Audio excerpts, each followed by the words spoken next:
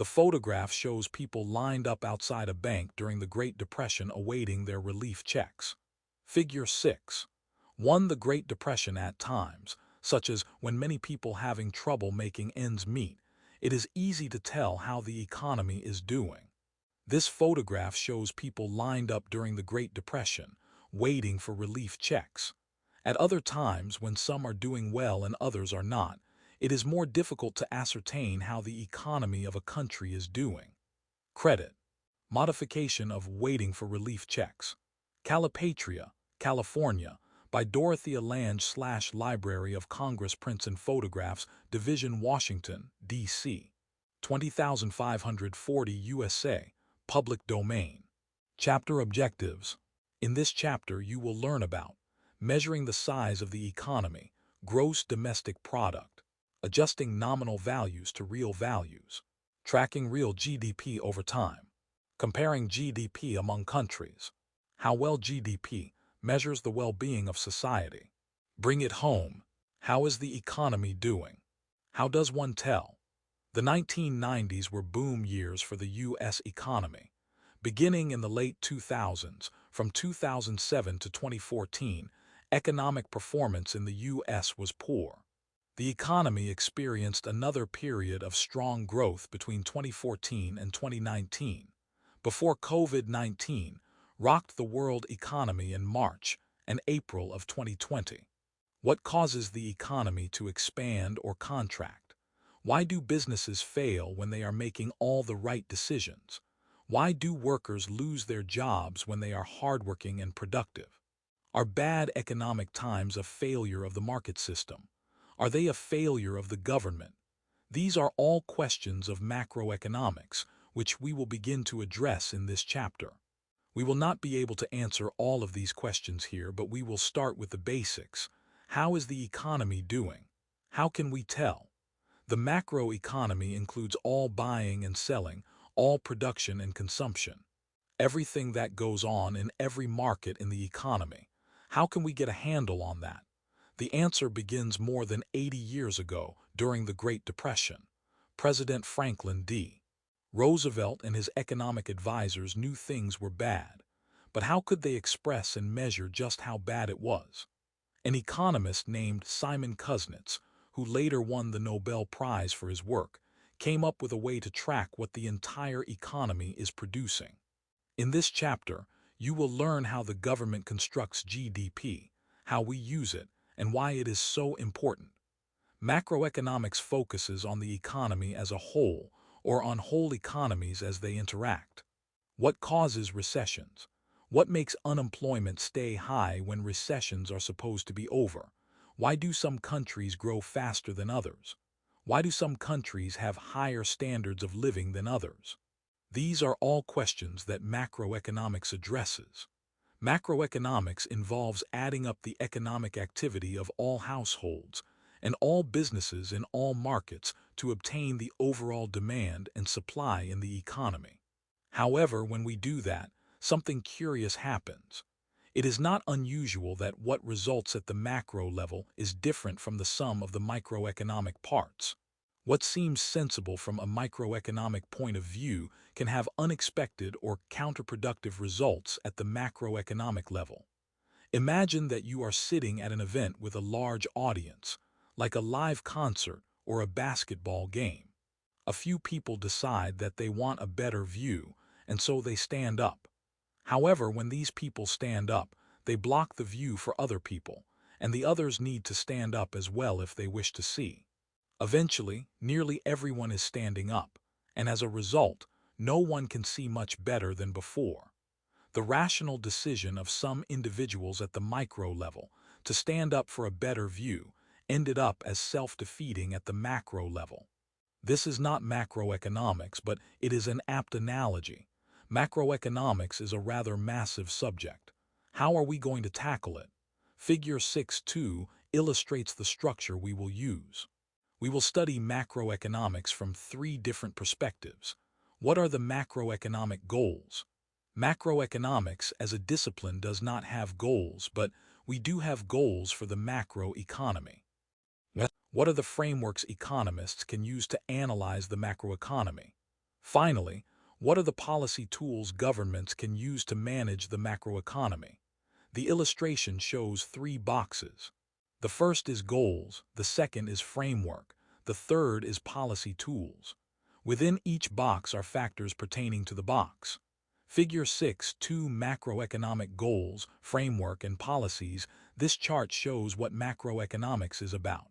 The box on the left indicates a consensus of what are the most important goals for the macroeconomy. The middle box lists the frameworks economists use to analyze macroeconomic changes, such as inflation or recession. And the box on the right indicates the two tools the federal government uses to influence the macroeconomy. Goals.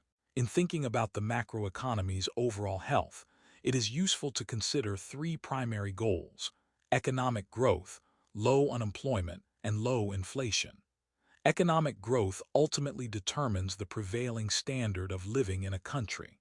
Economists measure growth by the percentage change in real, inflation-adjusted, gross domestic product. A growth rate of more than 3% is considered good. Unemployment, as measured by the unemployment rate, is the percentage of people in the labor force who do not have a job.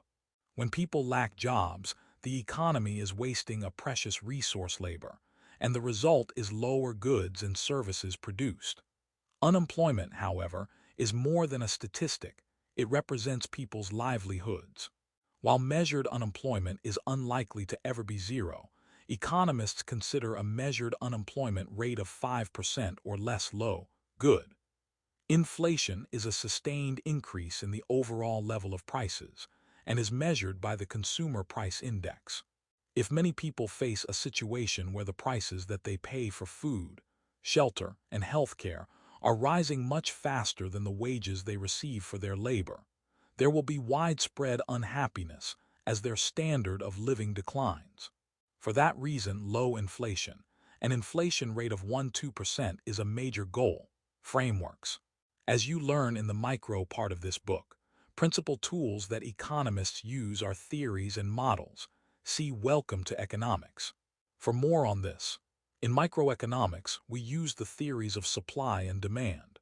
In macroeconomics, we use the theories of aggregate demand, AD, and aggregate supply, AS. This book presents two perspectives on macroeconomics, the neoclassical perspective and the Keynesian perspective, each of which has its own version of AD and AS. Between the two perspectives, you will obtain a good understanding of what drives the macroeconomy. Policy tools. National governments have two tools for influencing the macroeconomy. The first is monetary policy, which involves managing the money supply and interest rates. The second is fiscal policy, which involves changes in government spending, purchases, and taxes. We will explain each of the items in Figure 6.2 in detail in one or more other chapters. As you learn these things, you will discover that the goals and the policy tools are in the news almost every day. Learning objectives. By the end of this section, you will be able to identify the components of GDP on the demand side and on the supply side. Evaluate how economists measure gross domestic product, GDP. Contrast and calculate GDP, net exports, and net national product. Macroeconomics is an empirical subject, so the first step toward understanding it is to measure the economy. How large is the U.S. economy? Economists typically measure the size of a nation's overall economy by its gross domestic product, GDP, which is the value of all final goods and services produced within a country in a given year.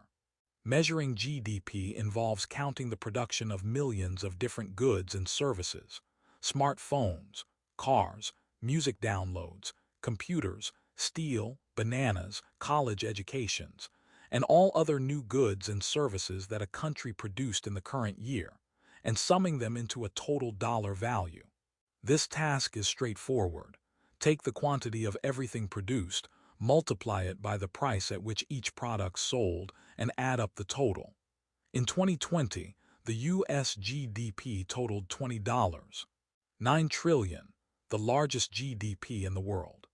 Each of the market transactions that enter into GDP must involve both a buyer and a seller.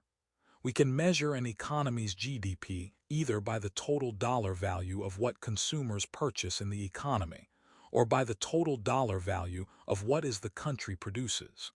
There is even a third way, as we will explain later: GDP measured by components of demand. Who buys all of this production? We can divide this demand into four main parts: consumer spending, consumption; business spending, investment; government spending on goods and services; and spending on net exports.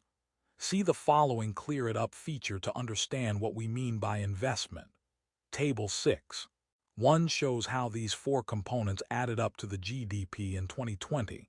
Figure 6.4a shows the levels of consumption, investment, and government purchases over time, expressed as a percentage of GDP, while Figure 6.4b shows the levels of exports and imports as a percentage of GDP over time. A few patterns about each of these components are worth noticing. Table 6.1 shows the components of GDP from the demand side. Components of GDP on the demand side in trillions of dollars, percentage of total. Consumption $14, 0.67, 2%. Investment $3, 6.17, 4%. Government $3, 9.18, 5%. Exports $2, 1.10, 2%. Imports $2, 7.13, 3%. Total GDP $20, 9.100%. Table 6.1 Components of U.S. GDP in 2022. From the demand side source, http://b. gov/itable/index NEPA. CFM, Table 115. This graph is a pie chart of the four expenditure components of GDP: consumption, investment, government, and net exports. Consumption is 67.2%, government is 18.5%, investment is 17.4%, and net exports are 2.1%.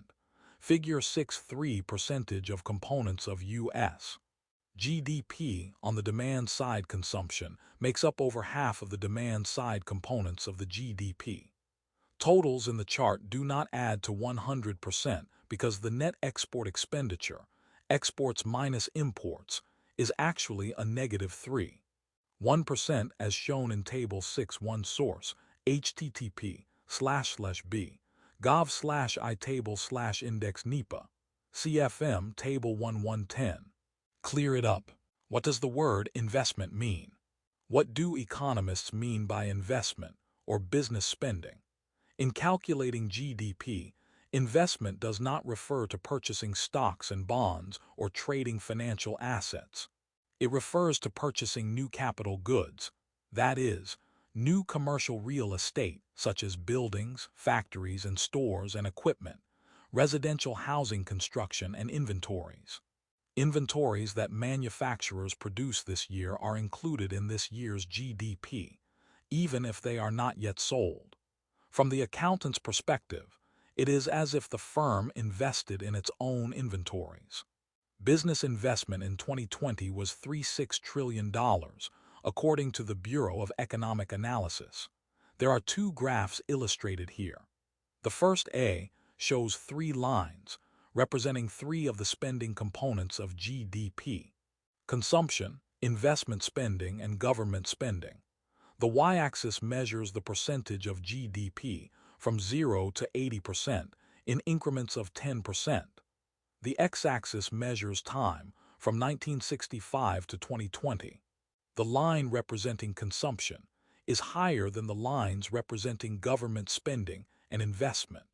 Consumption starts at 60% of GDP in 1965 and is basically flat until 1985, when it increases slightly to around 65%. Then it is roughly constant again, until it increases to near 70% in 2000 and stays at around that level to 2020.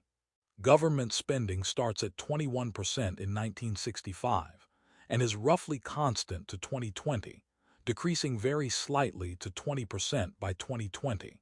Investment spending starts at 19% in 1965, and while it has more peaks and valleys, it also does not vary much, with a low of around 15% in 1975 and hitting 20% several times in the 1980s and the 2000s. The second graph B shows two lines, imports and exports as a percentage of GDP. The y-axis measures the percentage of GDP from 0 to 20% in increments of 2%. The x-axis measures time from 1965 to 2020. The line representing imports is nearly always greater than the line representing exports, especially after 1985. The lines also follow each other, experiencing increases and decreases at the same time. In 1965, imports start around 4% of GDP, then increase steadily to 10% in 1980, 14% in 2000, and 17% in 2007. They declined to 14% in 2009, increased to 17% in 2010, then steadily declined to around 14% in 2020. In 1965, exports start around 5% of GDP, then increase gradually to around 10% in 1980, 11% in 2000, and 12% in 2007. They declined to 11% in 2009, increased to 13% in 2010, then steadily declined to around 10% in 2020. Figure 6. Four components of GDP on the demand side. A. Consumption is about 2/3 of GDP, and it has been on a slight upward trend over time. Business investment hovers around 15% of GDP, but it fluctuates more than consumption. Government spending on goods and services is slightly under 20% of GDP and has declined modestly over time. B. Exports are added to total demand for goods and services, while imports are subtracted from total demand. If exports exceed imports, as in most of the 1960s and 1970s in the U.S. economy, a trade surplus exists. If imports exceed exports, as in recent years, then a trade deficit exists. Source: http://b gov/itable/index NEPA, CFM Table 1110. Consumption expenditure by households is the largest component of GDP, accounting for about 2/3 of the GDP in any year. This tells us that consumers' spending decisions are a major driver of the economy. However, consumer spending is a gentle elephant. When viewed over time, it does not jump around too much and has increased modestly from about 60% of GDP in the 1960s and 1970s. Investment expenditure refers to purchases of physical plant and equipment, primarily by businesses. If Starbucks builds a new store or Amazon buys robots, they count these expenditures under business investment. Investment demand is far smaller than consumption demand, typically accounting for only about 15–18% of GDP. But it is very important for the economy because this is where jobs are created. However, it fluctuates more noticeably than consumption. Business investment is volatile. New technology or a new product can spur business investment, but then confidence can drop and business investment can pull back sharply. If you have noticed any of the infrastructure projects, new bridges, highways, airports, launched during the 2009 recession, or if you received a stimulus check during the pandemic-induced recession of 2020–2021, you have seen how important government spending can be for the economy. Government expenditure in the United States is close to 20% of GDP and includes spending by all three levels of government: federal, state, and local. The only part of government spending counted in demand is government purchases of goods or services produced in the economy. Examples include the government buying a new fighter jet for the Air Force, federal government spending, building a new highway, state government spending, or a new school, local government spending. A significant portion of government budgets consists of transfer payments, like unemployment benefits, veterans' benefits, and Social Security payments to retirees. The government excludes these payments from GDP because it does not receive a new good or service in return or exchange. Instead, they are transfers of income from taxpayers to others. If you are curious about the awesome undertaking of adding up GDP, read the following Clear It Up feature. Clear It Up. How do statisticians measure GDP? Government economists at the Bureau of Economic Analysis, BEA, within the U.S. Department of Commerce, piece together estimates of GDP from a variety of sources. Once every 5 years, in the second and seventh year of each decade, the Bureau of the Census carries out a detailed census of businesses throughout the United States. In between, the Census Bureau carries out a monthly survey of retail sales. The government adjusts these figures with foreign trade data to account for exports that are produced in the United States and sold abroad, and for imports that are produced abroad and sold here. Once every 10 years, the Census Bureau conducts a comprehensive survey of housing and residential finance. Together, these sources provide the main basis for figuring out what is produced for consumers. For investment, the Census Bureau carries out a monthly survey of construction and an annual survey of expenditures on physical capital equipment. For what the federal government purchases, the statisticians rely on the U.S. Department of the Treasury. An annual census of governments gathers information on state and local governments. Because the government spends a considerable amount at all levels hiring people to provide services, it also tracks a large portion of spending through payroll records that state governments and the Social Security Administration collect. With regard to foreign trade, the Census Bureau compiles a monthly record of all import and export documents. Additional surveys cover transportation and travel, and make adjustments for financial services that are produced in the United States for foreign customers. Many other sources contribute to GDP estimates. Information on energy comes from the U.S. Department of Transportation and Department of Energy. The Agency for Healthcare Research and Quality collects information on healthcare. Surveys of landlords find out about rental income. The Department of Agriculture collects statistics on farming. All these bits and pieces of information arrive in different forms at different time intervals. The BEA melds them together to produce GDP estimates on a quarterly basis, every 3 months. The BEA then annualizes these numbers by multiplying by 4. As more information comes in, the BEA updates and revises these estimates. BEA releases the GDP advance estimate for a certain quarter 1 month after a quarter. The preliminary estimate comes out 1 month after that.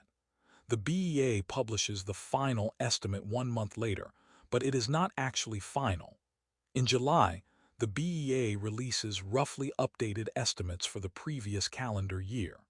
Then, once every 5 years, after it has processed all the results of the latest detailed 5-year business census, the BEA revises all of the past GDP estimates according to the newest methods and data, going all the way back to 1929. Link it up. Visit this website to read FAQs on the BEA site. You can even email your own questions. When thinking about the demand for domestically produced goods in a global economy, it is important to count spending on exports, domestically produced goods that a country sells abroad. Similarly, we must also subtract spending on imports, goods that a country produces in other countries that residents of this country purchase. The GDP net export component is equal to the dollar value of exports X minus the dollar value of imports M. X, M. We call the gap between exports and imports the trade balance. If a country's exports are larger than its imports, then a country has a trade surplus. In the United States, exports typically exceeded imports in the 1960s and 1970s, as Figure 6.4b shows. Since the early 1980s, imports have typically exceeded exports, and so the United States has experienced a trade deficit in most years. The trade deficit grew quite large in the late 1990s and in the mid-2000s.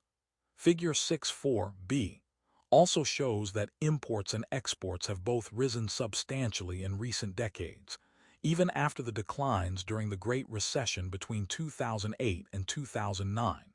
As we noted before, if exports and imports are equal, foreign trade has no effect on total GDP. However, even if exports and imports are balanced overall, foreign trade might still have powerful effects on particular industries and workers by causing nations to shift workers and physical capital investment toward one industry rather than another. Based on these four components of demand, we can measure GDP as GDP equals consumption plus investment plus government plus trade balance C plus I plus G plus X M. Understanding how to measure GDP is important for analyzing connections in the macroeconomy and for thinking about macroeconomic policy tools. GDP measured by what is produced. Everything that we purchase somebody must first produce. Table 6.2 breaks down what a country produces into 5 categories: durable goods, non-durable goods, services, structures, and the change in inventories. Before going into detail about these categories, notice that total GDP measured according to what is produced is exactly the same as the GDP measured by looking at the 5 components of demand. Figure 6.5 provides a visual representation of this information. Components of GDP on the supply side in trillions of dollars, percentage of total. Goods, durable goods $3.516, 7%. Non-durable goods $2.813, 4%. Services $12.760, 8%. Structures $1.99, 1%. Change in inventory $0.00, 0%.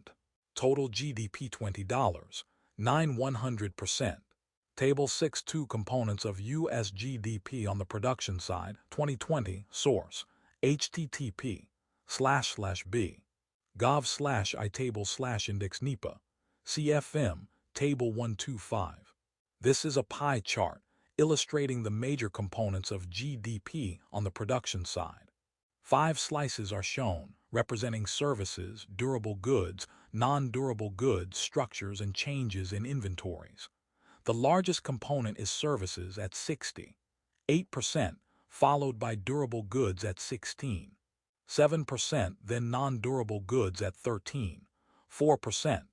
Next is structures at 9.1%, and changes in inventories is 0.0%. Figure 6. 5% of components of GDP on the production side. Services make up over 60% of the production side components of GDP in the United States. Since every market transaction must have both a buyer and a seller, GDP must be the same whether measured by what is demanded or by what is produced. Figure 6. 6 shows these components of what is produced, expressed as a percentage of GDP since 1950.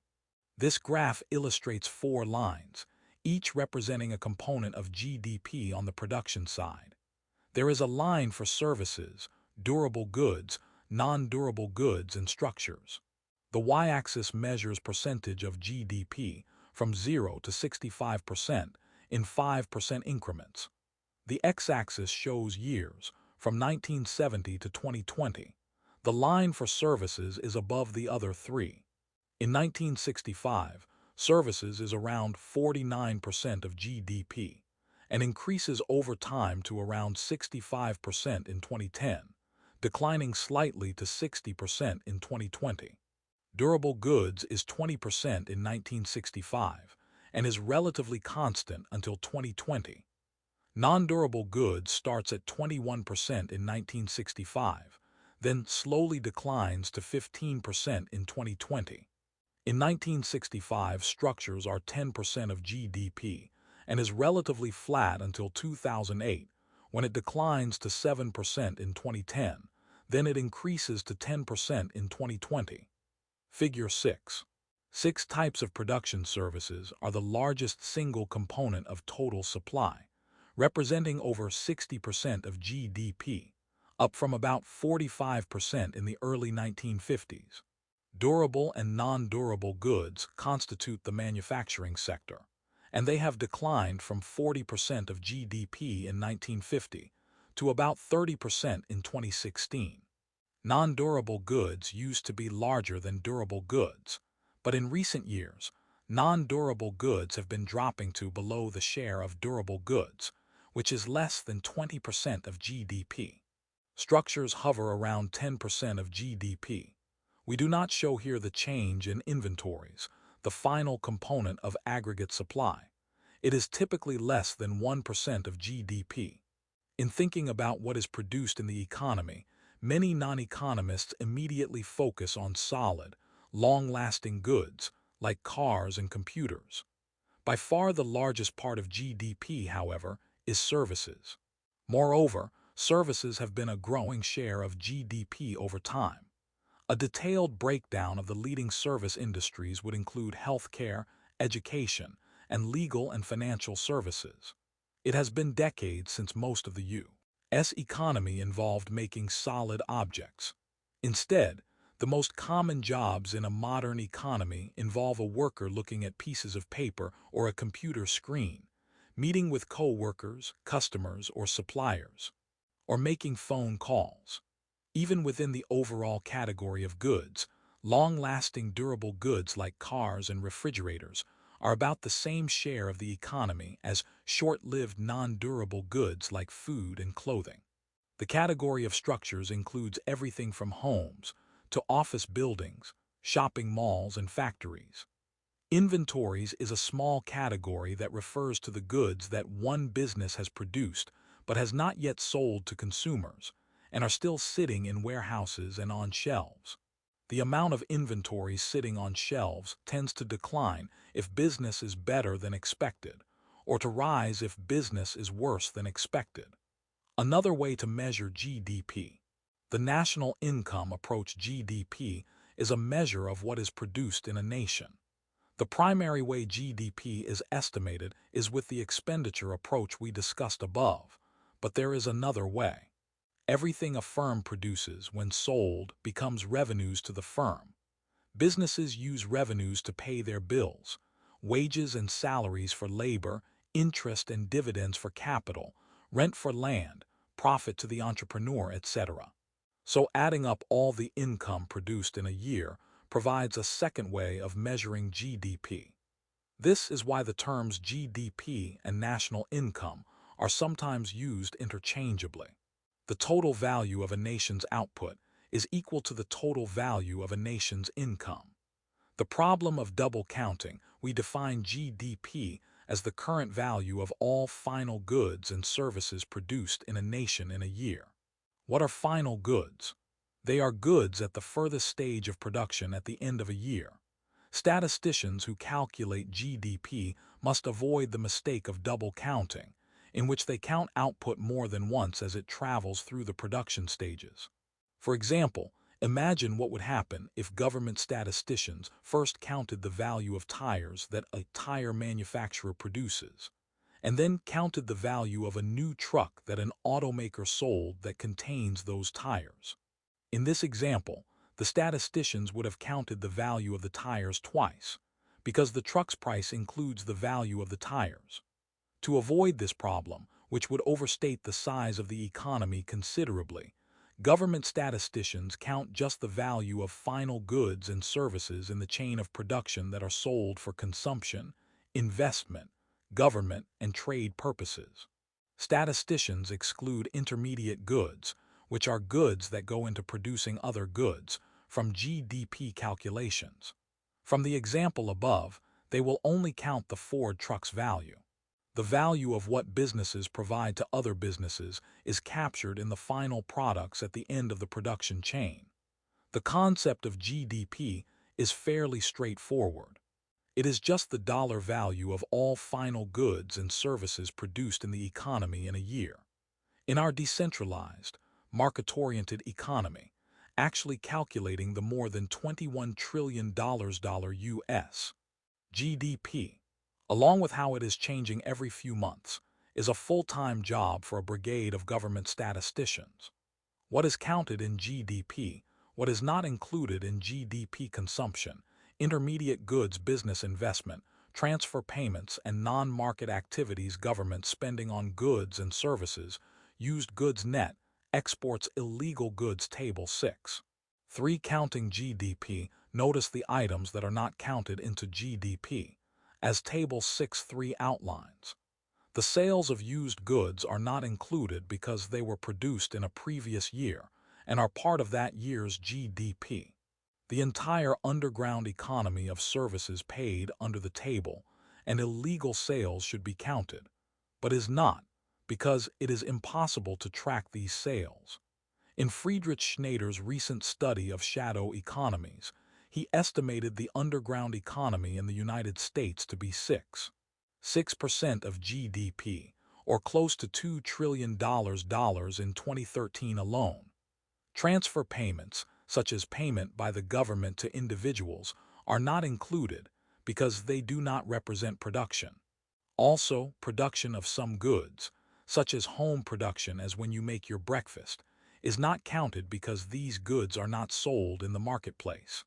Link it up. Visit this website to read about the new underground economy. Other ways to measure the economy besides GDP. There are several different but closely related ways of measuring the size of the economy. We mentioned above that we can think of GDP as total production and as total purchases. We can also think of it as total income since anything one produces and sells yields income. One of the closest cousins of GDP is the gross national product, GNP. GDP includes only what country produces within its borders. GNP adds what domestic businesses and labor abroad produces, and subtracts any payments that foreign labor and businesses located in the United States send home to other countries. In other words, GNP is based more on what a country's citizens and firms produce, wherever they are located, and GDP is based on what happens within a certain county's geographic boundaries. For the United States, the gap between GDP and GNP is relatively small. In recent years, only about 0.2%. For small nations, which may have a substantial share of their population working abroad and sending money back home, the difference can be substantial. We calculate net national product, NNP, by taking GNP and then subtracting the value of how much physical capital is worn out or reduced in value because of aging over the course of a year. The process by which capital ages and loses value is called depreciation. We can further subdivide NNP into national income, which includes all income to businesses and individuals, and personal income, which includes only income to people. The gross national income, GNI, includes the value of all goods and services produced by people from a country, whether in the country or not. Unlike the other methods, GNI essentially measures the wealth of a nation because it focuses on income, not output. As you will see in the discussion regarding global economic diversity, the World Bank now uses GNI to classify nations according to economic status. For practical purposes, it is not vital to memorize these definitions. However, it is important to be aware that these differences exist and to know what statistic you are examining, so that you do not accidentally compare, say, GDP in one year or for one country with GNP or NNP in another year or another country. To get an idea of how these calculations work, follow the steps in the following Work It Out feature. Work it out calculating GDP, net exports, and NNP based on the information in Table 6.4. What is the value of GDP? What is the value of net exports? What is the value of NNP? Government purchases $120 billion depreciation, $40 billion consumption, $400 billion business investment, $60 billion exports, $100 billion imports, $120 billion income receipts from rest of the world, $10 billion income payments to rest of the world, $8 billion. Table 6. 4. Step 1. To calculate GDP, use the following formula. GDP equals consumption plus investment plus government spending plus exports. Imports, C plus I plus G plus X, M, $400 plus $60 plus 120 plus dollars, $100, $120, $560 billion. Step 2. To calculate net exports, subtract imports from exports. Net exports equals X, M $100, $120, $20 billion. Step 3. To calculate NNP, use the following formula. NNP equals GDP plus income receipts from the rest of the world, income payments to the rest of the world, depreciation $560 plus $10, $8, $40, $522 billion. Learning objectives. By the end of this section, you will be able to contrast nominal GDP and real GDP, explain GDP deflator, calculate real GDP based on nominal GDP values when examining economic statistics. There is a crucial distinction worth emphasizing. The distinction is between nominal and real measurements, which refer to whether or not inflation has distorted a given statistic. Looking at economic statistics without considering inflation is like looking through a pair of binoculars and trying to guess how close something is. Unless you know how strong the lenses are, you cannot guess the distance very accurately. Similarly, if you do not know the inflation rate, it is difficult to figure out if a rise in GDP is due mainly to a rise in the overall level of prices or to a rise in quantities of goods produced. The nominal value of any economic statistic means that we measure the statistic in terms of actual prices that exist at the time. The real value refers to the same statistic after it has been adjusted for inflation. Generally, it is the real value that is more important. Converting nominal to real GDP. Table 6.5 shows U.S. GDP at 5-year intervals since 1960 in nominal dollars. That is, GDP measured using the actual market prices prevailing in each stated year. Figure 6.7 also reflects this data in a graph. Year nominal GDP, billions of dollars, GDP deflator, 2012 equals 100, 1960 542, 416, 6 1965 742, 317, 8 1970 1073, 321, 7 1975 1684, 929, 8 1980 2857, 342, 2 1985 4339, 054, 5 1990 5963, 163, 6 1995 7639, 771, 8 2000 10251, 078, 0 2005 13039, 287, 5 2010 15049, 096, 2 2015 18206, 0 104, 7 2020 20893, 7 113, 6 Table 6.5 U.S. nominal GDP and the GDP deflator. Source https apps b gov/itable/index CFM Table 115 and Table 119. This graph illustrates the change in nominal GDP over time. The y-axis measures nominal GDP in billions of dollars in $2,000 increments from 0 to $22,000. 22,000 billion is $22 trillion. The x-axis shows years from 1970 to 2020. In 1970, nominal GDP is roughly $1,000 billion or $1 trillion. It rises over time to roughly $21,000 billion or $21 trillion in 2021.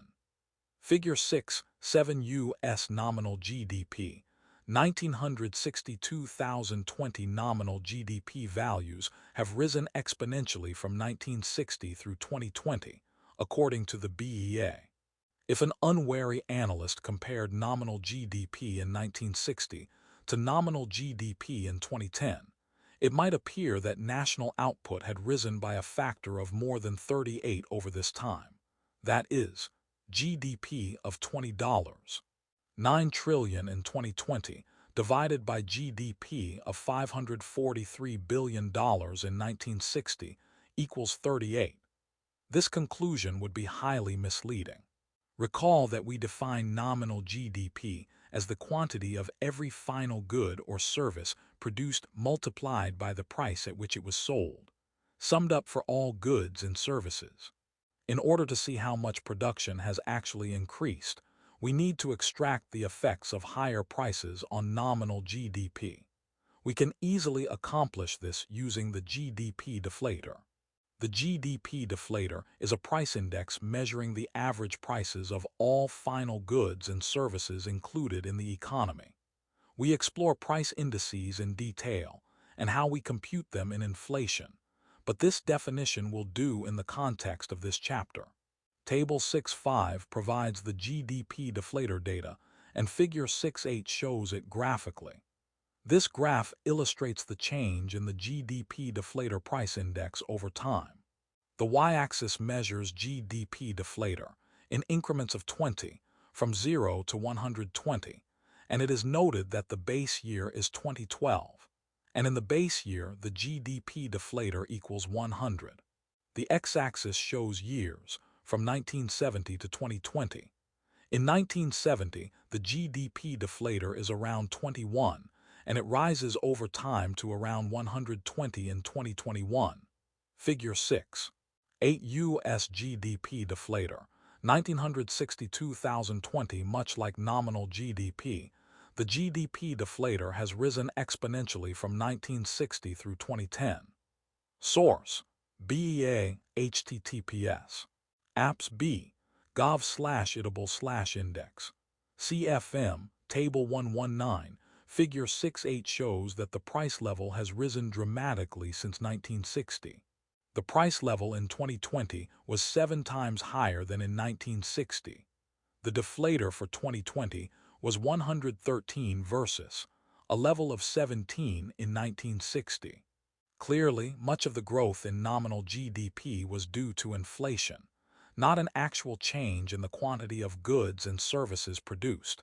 In other words, not in real GDP. Recall that nominal GDP can rise for two reasons: an increase in output and/or an increase in prices. What is needed is to extract the increase in prices from nominal GDP so as to measure only changes in output. After all, the dollars used to measure nominal GDP in 1960 are worth more than the inflated dollars of 2020, and the price index tells exactly how much more. This adjustment is easy to do if you understand that nominal measurements are in value terms, where value nominal GDP equals price times quantity, or GDP deflator times real GDP. Let's look at an example at the micro level. Suppose the t-shirt company, Cool Shirts, sells 10 t-shirts at a price of $9 each. Cool Shirts' nominal revenue from sales equals price times quantity $9 times $10.90. Then Cool Shirts' real income equals nominal revenue price $90 $910. In other words, when we compute real measurements, we are trying to obtain actual quantities, in this case 10 t-shirts. With GDP, it is just a tiny bit more complicated. We start with the same formula as above. Real GDP equals nominal GDP price index for reasons that we will explain in more detail below. Mathematically, a price index is a two-digit decimal number like 1, 0 or 0.85 or 125. Because some people have trouble working with decimals, when the price index is published, it has traditionally been multiplied by 100 to get integer numbers like 100, 85, or 125. What this means is that when we deflate, nominal figures to get real figures by dividing the nominal by the price index. We also need to remember to divide the published price index by 100 to make the math work. Thus, the formula becomes real GDP equals nominal GDP price index slash 100. Now read the following work it out feature for more practice calculating real GDP. Work it out computing GDP. It is possible to use the data in Table 6.5 to compute real GDP. Step 1. Look at Table 6.5 to see that in 1960, nominal GDP was $543, $3 billion, and the price index GDP deflator was 19.0. Step 2. To calculate the real GDP in 1960, use the formula. Real GDP equals nominal GDP price index slash $100 543. 3 billion 19 slash $100 2 859. 5 billion. Will do this in two parts to make it clear. First, adjust the price index. 19 divided by 100 equals 0.19. Then divide into nominal GDP, $543. 3 billion slash 0.19 equals $2,859, $5 billion. Step 3. Use the same formula to calculate the real GDP in 1965. Real GDP equals nominal GDP price index slash $100 743. 7 billion 20. 3 slash $100 3, 663. 5 billion. Step 4. Continue using this formula to calculate all of the real GDP values from 1960 through 2010. The calculations and the results are in Table 6.6. Year nominal GDP billions of dollars, GDP deflator, 2012 equals 100. Calculations real GDP, billions of 2012 dollars, 1960 542, 416, 6 542, 4 slash 16, 6 132 67, 5 1965 742, 3 17, 8 742, 3 slash 17 8 100 41 70, 2 1970 10 73, 321, 7 1073, 3 slash 21, 7 100 49 46, 1 1975 16 84, 929, 8 1684, 9 slash 29, 8 100 56 54, 0 1980 28 57, 342, 2 2857, 3 slash 42, 2 100 67 70, 9 1985 43 39, 0 54, 5 4339, slash 54, 5 100 79 61, 5 1990 59 63, 163, 6 5963, 1 slash 63, 6 100 93 75, 9 1995 76 39, 771, 8 7639, 7 71 8 100 10,640, 3 2000 10,251, 0 78, 0 10,251, slash 78, 0 100 13,142, 3 2005 13,039, 287, 5 13,039, 2 slash 87, 5 100 14,901, 9 2010 15,049, 0 96, 2 15,049, slash 96, 2 100 15,643, 5 2012 16,254, 0 100, 0 16,254, slash 100, 0 100 16,254, 0 2015 18,206, 0 104, 7 18,206, slash 104, 7 100, 17,388, 7 2020 20,893, 7 113, 6 20,893, 7 slash 113, 6 100, 18,392, 3 Table 6 converting nominal to real GDP source, Bureau of Economic Analysis, www.b. Gov. There are a couple things to notice here. Whenever you compute a real statistic, 1 year or period plays a special role. It is called the base year or base period. The base year is the year whose prices we use to compute the real statistic.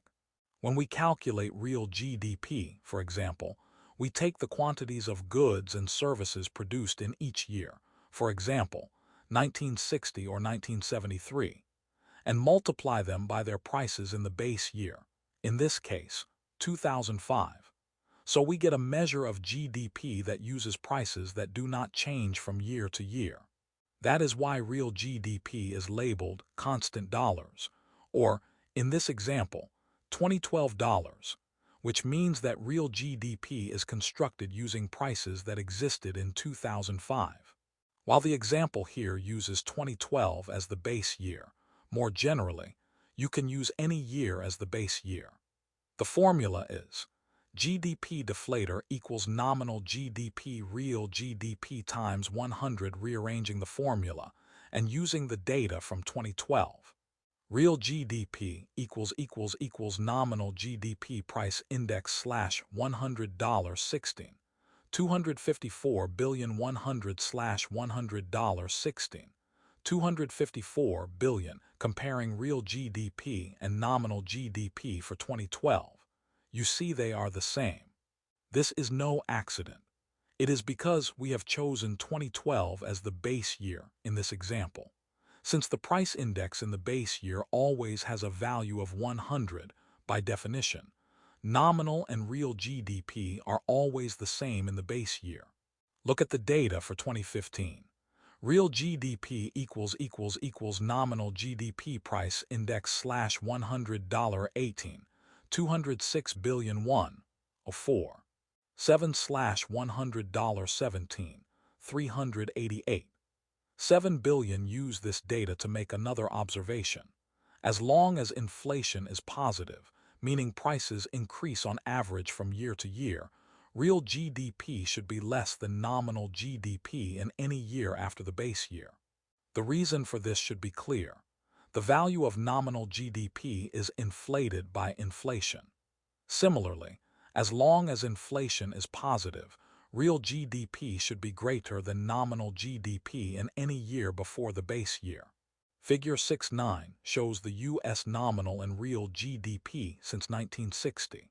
Because 2005 is the base year, the nominal and real values are exactly the same in that year.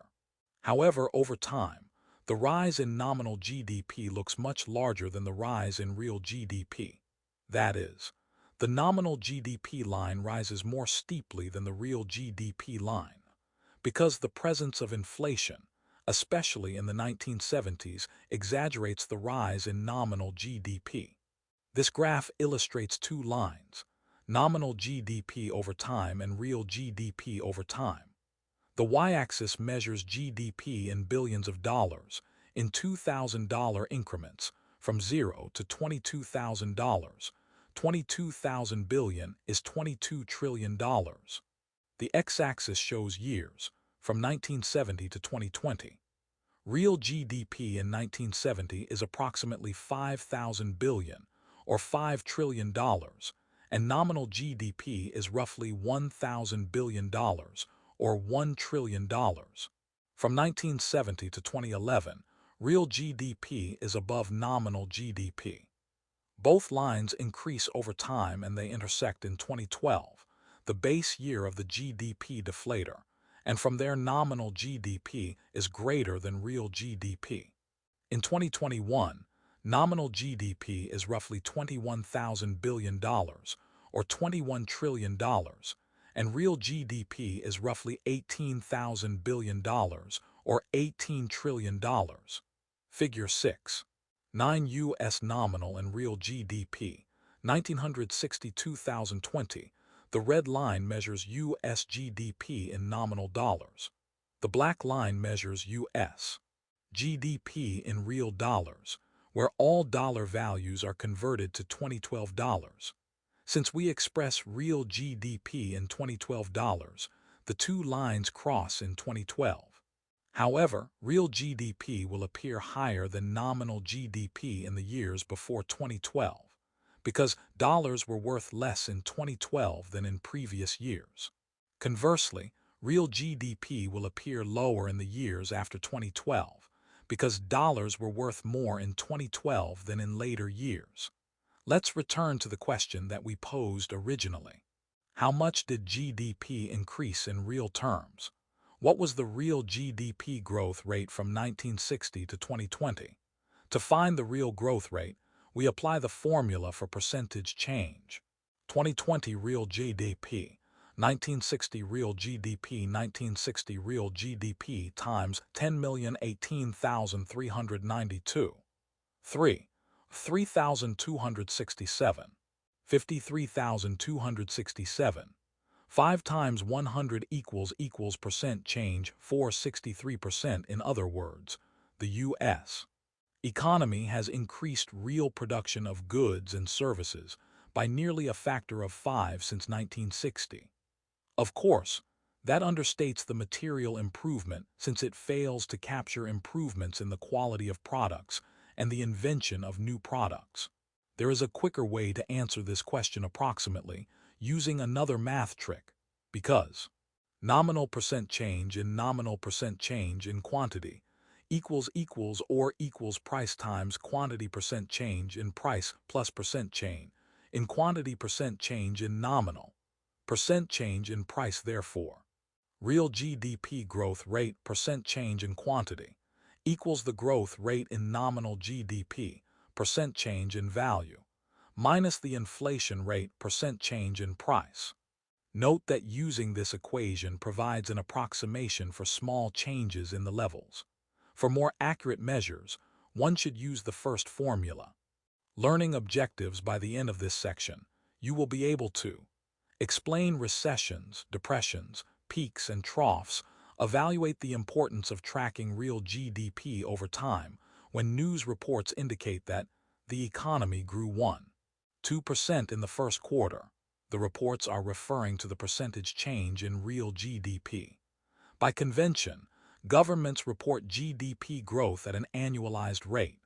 Whatever the calculated growth in real GDP was for the quarter, we multiply it by 4 when it is reported as if the economy were growing at that rate for a full year. This graph illustrates the change in real GDP over time. The y-axis measures real GDP in billions of 2012 dollars in $2,000 increments from 0 to $20,000. 20,000 billion is $20 trillion. The x-axis shows years from 1930 to 2020. In 1930, real GDP is roughly $1,000 billion or $1 trillion. It rises over time to above $18,000 billion or $18 trillion in 2020. Figure 6. 10 U.S. GDP, 1930-2020 real GDP in the United States in 2020, in 2012 dollars, was about $18.4 trillion. After adjusting to remove the effects of inflation, this represents a roughly 20-fold increase in the economy's production of goods and services since 1930. Source: B. Gov. Figure 6. 10 shows the pattern of U.S. real GDP since 1930. Short-term declines have regularly interrupted the generally upward long-term path of GDP. We call a significant decline in real GDP a recession. We call an especially lengthy and deep recession a depression. The severe drop in GDP that occurred during the 1930s Great Depression is clearly visible in the figure, as is the 2008-2009 Great Recession, and the recession induced by COVID-19 in 2020. Real GDP is important because it is highly correlated with other measures of economic activity, like employment and unemployment. When real GDP rises, so does employment. The most significant human problem associated with recessions, and their larger, uglier cousins, depressions, is that a slowdown in production means that firms need to lay off or fire some of their workers. Losing a job imposes painful financial and personal costs on workers, and often on their extended families as well. In addition, even those who keep their jobs are likely to find that wage raises are scanty at best, or their employers may ask them to take pay cuts. Table 6.7 lists the pattern of recessions and expansions in the U.S. economy since 1900. We call the highest point of the economy, before the recession begins, the peak. Conversely, the lowest point of a recession before a recovery begins is the trough. Thus, a recession lasts from peak to trough, and an economic upswing runs from trough to peak. We call the economy's movement from peak to trough and trough to peak the business cycle. It is intriguing to notice that the three longest trough-to-peak expansions of the 20th century have happened since 1960. The most recent recession was caused by the COVID-19 pandemic. It started in February 2020 and ended formally in May 2020. This was the most severe recession since the 1930s Great Depression, but also the shortest. The previous recession, called the Great Recession, was also very severe and lasted about 18 months.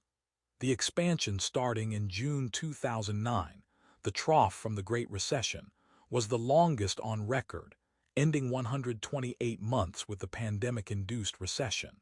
Trough-peak months of contraction, months of expansion: December 1900, September 1902, 1821, August 1904, May 1907, 2333, June 1908, January 1910, 1319, January 1912, January 1913, 2412, December 1914, August 1918, 23, 44, March 1919, January 1927, 10, July 1921, May 1923, 1822, July 1924, October 1926, 1427, November 1927, August 1929, 2321, March 1933, May 1937, 4350, June 1938, February 1945, 1380, October 1945, November 1948, 837, October 1949, July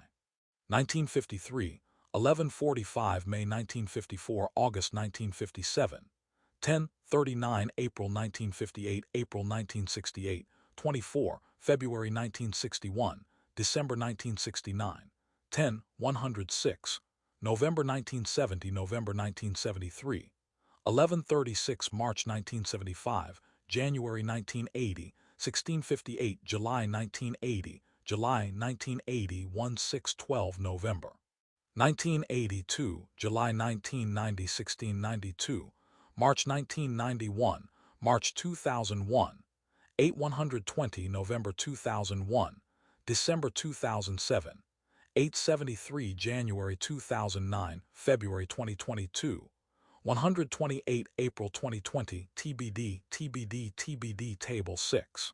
7 U.S. business cycles since 1900. Source: http://www.nbur.org. Cycles Maine. HTML. A private think tank, the National Bureau of Economic Research (NBER), tracks business cycles for the U.S. economy. However, the effects of a severe recession often linger after the official ending date assigned by the NBER.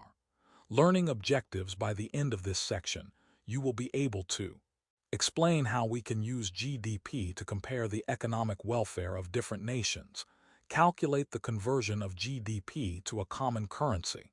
By using exchange rates, calculate GDP per capita using population data. It is common to use GDP as a measure of economic welfare, or standard of living in a nation. When comparing the GDP of different nations for this purpose, two issues immediately arise. First, we measure a country's GDP in its own currency. The United States uses the US dollar, Canada, the Canadian dollar. Most countries of Western Europe, the euro, Japan, the yen, Mexico, the peso, and so on. Thus, comparing GDP between two countries requires converting to a common currency. A second issue is that countries have very different numbers of people. For instance, the United States has a much larger economy than Mexico or Canada, but it also has almost 3 times as many people as Mexico and 9 times as many people as Canada. Thus, if we are trying to compare standards of living across countries, we need to divide GDP by population. Converting currencies with exchange rates to compare the GDP of countries with different currencies, it is necessary to convert to a common denominator using an exchange rate, which is the value of one currency in terms of another currency. We express exchange rates either as the units of country A's currency that need to be traded for a single unit of country B's currency, for example, Japanese yen per British pound, or as the inverse, for example, British pounds per Japanese yen. We can use two types of exchange rates for this purpose: market exchange rates and purchasing power parity, PPP, equivalent exchange rates. Market exchange rates vary on a day-to-day basis depending on supply and demand in foreign exchange markets. PPP equivalent exchange rates provide a longer-run measure of the exchange rate. For this reason, economists typically use PPP equivalent exchange rates for GDP cross-country comparisons. We will discuss exchange rates in more detail in Exchange Rates and International Capital Flows. The following Work It Out feature explains how to convert GDP to a common currency. Work it out converting GDP to a common currency, using the exchange rate to convert GDP from one currency to another, is straightforward. Say that the task is to compare Brazil's GDP in 2020 of 7.4 trillion reals with the US GDP of $9 trillion for the same year. Step 1. Determine the exchange rate for the specified year. In 2020, the exchange rate was 362 reals equals $1. These numbers are realistic but rounded off to simplify the calculations. Step 2. Convert Brazil's GDP into US dollars. Brazil's GDP in US equals Brazil's GDP in reals exchange rate. Reals/dollar US 7.4 trillion reals 362 reals per US $3 1 trillion. Step 3. Compare this value to the GDP in the United States in the same year. The US GDP was $9 trillion in 2020, which is almost 7 times that of GDP in Brazil. Step 4. View Table 6.8, which shows the size of and variety of GDPs of different countries in 2020, all expressed in US dollars. We calculate each using the process that we explained above. Country GDP in billions of domestic currency, US dollars, PPP equivalent, GDP, in billions of US dollars. Brazil 7,447. 86 reals 362 3,153. 60 Canada 2,204. $91 1,206 1,827. 70 China 101,598. 62 yuan 4 186 24,273. 31 Egypt 5,820. 0 pounds 4 511 1,290. 21 Germany 3,367. 56 euros 0 746 4,516. 93 India 195,861. 61 rupees 21. 998,907. 2. Japan 530 1,247, 88 yen 102, 835 5,166. Mexico 23,122, 2 pesos 9, 522 2,428. 20 South Korea 1,924,452, 91 861, 824 2,233. United Kingdom 2,112, 4 pounds 0, 703,019. 6 United States 20,936, $60 1. 0 20,936, 60 Table 6. 8 Comparing GDPs across countries 2020 Source, https, Data, World Bank, Org Indicator NY. GDP, MKTP, CN. AD, GDP per capita. The U.S. economy has the largest GDP in the world by a considerable amount. The United States is also a populous country.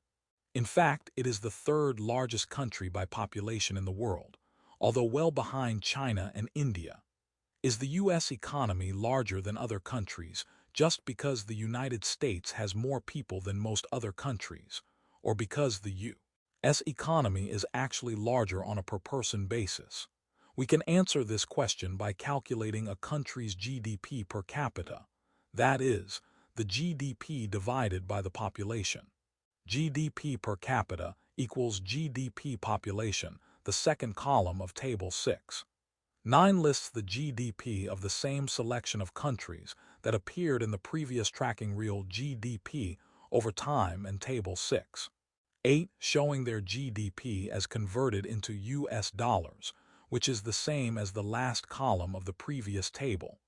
The third column gives the population for each country. The fourth column lists the GDP per capita. We obtain GDP per capita in 2 steps. First, by multiplying column 2, GDP, in billions of dollars by 1,000 so it has the same units as column 3, population, in millions. Then divide the result, GDP in millions of dollars, by column 3, population, in millions.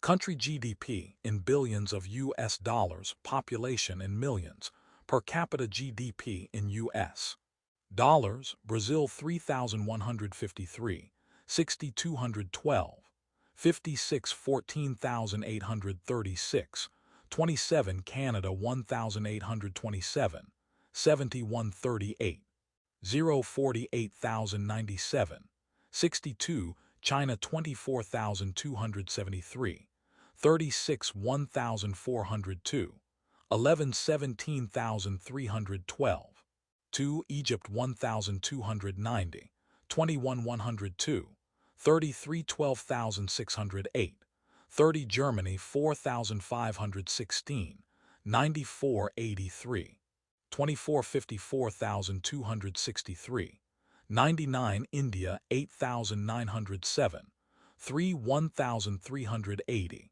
0 6,454, 37 Japan 5,166, 0 125, 84 41,052, 13 Mexico 2,428, 2,128, 93 18,833, 48 South Korea 2,233, 51, 78 43,124, 78 United Kingdom 3,019, 60 67, 22 44,913, 8 United States 20,936, 6,329, 48 63,544, 37 Table 6. 9 GDP per capita 2020 Source, https, Data, World Bank, Org Indicator NY, GDP, MKTP, CD. Notice that the rankings by GDP in billions of US dollars and by GDP per capita are different than the ranking of GDP by each country's currency. Measured by its own currency, the rupee, India has a somewhat larger GDP than Germany. On a per capita basis in US dollars, Germany has more than 9 times India's per capita GDP on PPP terms. Clear it up, is China going to surpass the United States in terms of standard of living? China has the largest GDP in PPP terms, $24 trillion compared to the United States, $21 trillion. But China has a much larger population so that, in per capita terms, its GDP is less than one-fourth that of the United States, $17,000 compared to $63,000. The Chinese people are still quite poor relative to the United States and other developed countries. One caveat: for reasons we will discuss shortly, GDP per capita can give us only a rough idea of the differences in living standards across countries. The world's high-income nations, including the United States, Canada, the Western European countries, and Japan, typically have GDP per capita in the range of $20,000 to $50,000. Middle-income countries, which include much of Latin America, Eastern Europe, and some countries in East Asia, have GDP per capita in the range of $6,000 to $12,000. The world's low-income countries, many of them located in Africa and Asia, often have GDP per capita of less than $2,000 per year. Learning objectives: by the end of this section, you will be able to discuss how productivity influences the standard of living, explain the limitations of GDP as a measure of the standard of living, analyze the relationship between GDP data and fluctuations in the standard of living. The level of GDP per capita clearly captures some of what we mean by the phrase standard of living. Most of the migration in the world, for example, involves people who are moving from countries with relatively low GDP per capita to countries with relatively high GDP per capita. Standard of living is a broader term than GDP. While GDP focuses on production that is bought and sold in markets, standard of living includes all elements that affect people's well-being, whether they are bought and sold in the market or not. To illuminate the difference between GDP and standard of living, it is useful to spell out some things that GDP does not cover that are clearly relevant to standard of living. Limitations of GDP as a measure of the standard of living. GDP measures economic activity, not all activity. As a result, economists like Kate Raworth see it as a somewhat outdated and limited indication of well-being and prosperity. While GDP measures output of work done at home, as well as spending on travel, it doesn't capture unpaid work or leisure time. So, two countries may have equal GDP, but one nation's workers may have an average workday of 8 hours, while the other has an average workday of 12 hours. In that case, is there equal GDP truly measuring the prosperity of those nations? The GDP per capita of the U.S. economy is larger than the GDP per capita of Germany, as Table 6.9 showed, but does that prove that the standard of living in the United States is higher? Not necessarily, since it is also true that the average U.S. worker works several hundred hours more per year more than the average German worker. Calculating GDP does not account for the German worker's extra vacation weeks. While GDP includes what a country spends on environmental protection, healthcare, and education, it does not include actual levels of environmental cleanliness, health, and learning. GDP includes the cost of buying pollution control equipment, but it does not address whether the air and water are actually cleaner or dirtier. GDP includes spending on medical care, but does not address whether life expectancy or infant mortality have risen or fallen. Similarly, it counts spending on education, but does not address directly how much of the population can read, write, or do basic mathematics. GDP includes production that is exchanged in the market, but it does not cover production that is not exchanged in the market. For example, hiring someone to mow your lawn or clean your house is part of GDP, But doing these tasks yourself is not part of GDP. One remarkable change in the U.S. economy in recent decades is the growth in women's participation in the labor force. As of 1970, only about 42% of women participated in the paid labor force. By the second decade of the 2000s, nearly 60% of women participated in the paid labor force, according to the Bureau of Labor Statistics.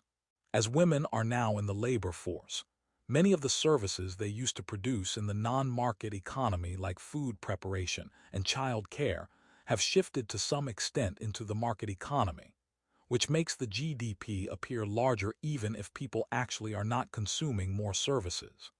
However, as Raworth points out and was explored in the chapter on the labor market, even women who are fully employed expend significant effort, generally more than men, in raising children and maintaining a home.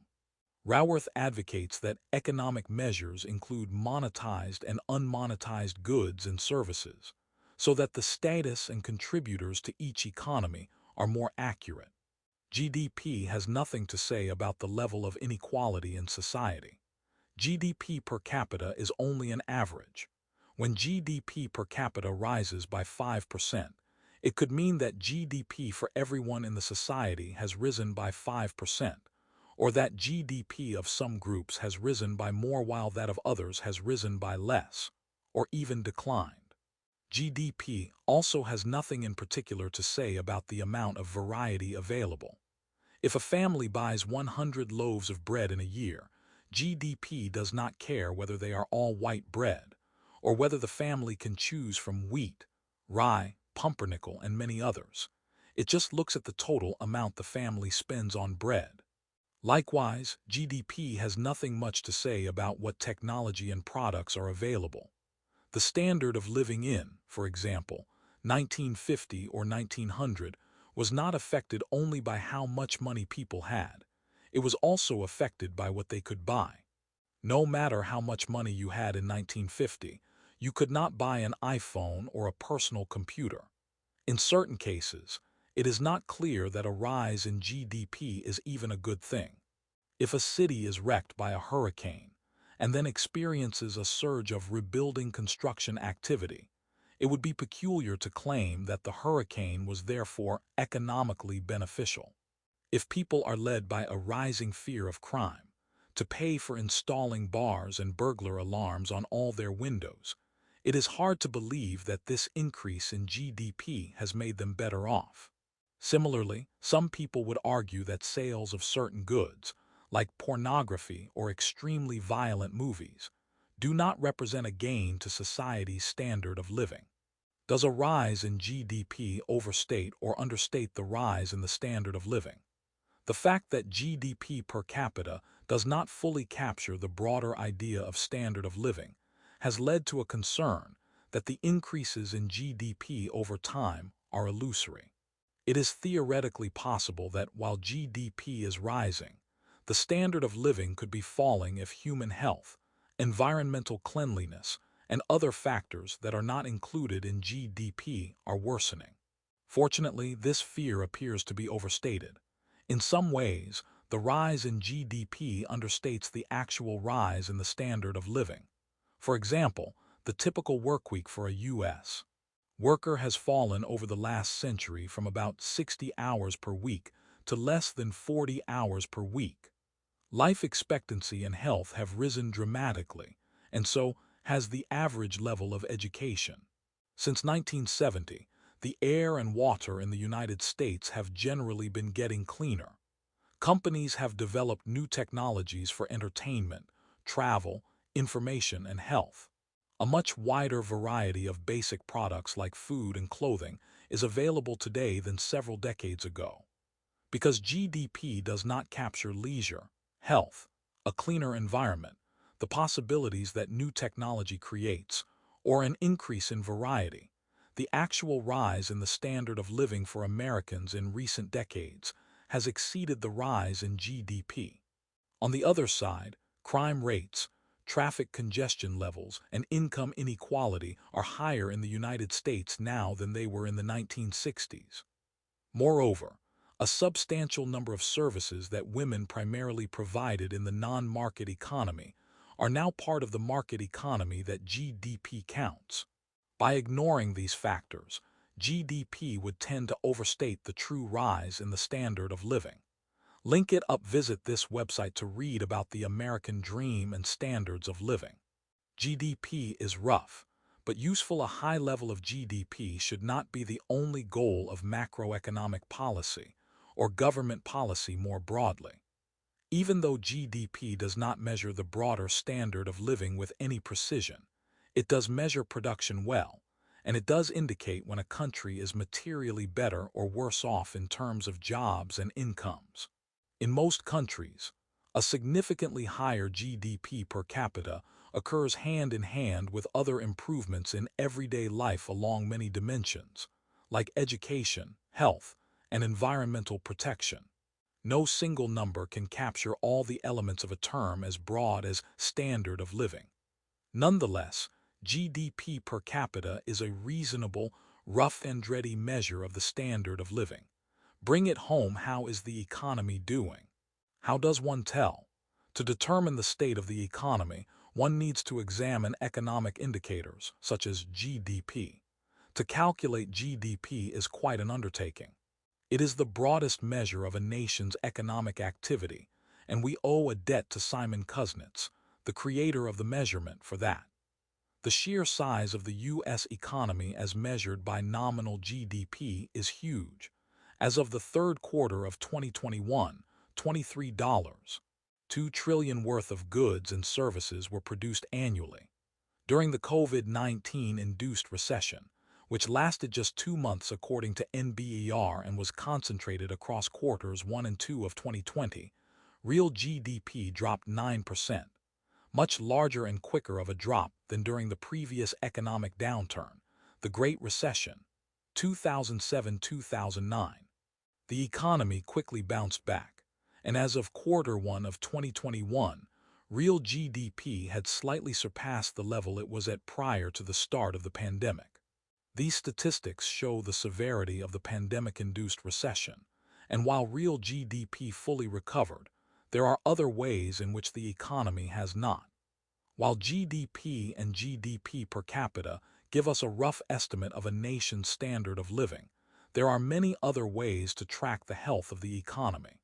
This chapter is the building block for other chapters that explore more economic indicators such as unemployment, inflation, or interest rates, and perhaps more importantly, will explain how they are related and what causes them to rise or fall.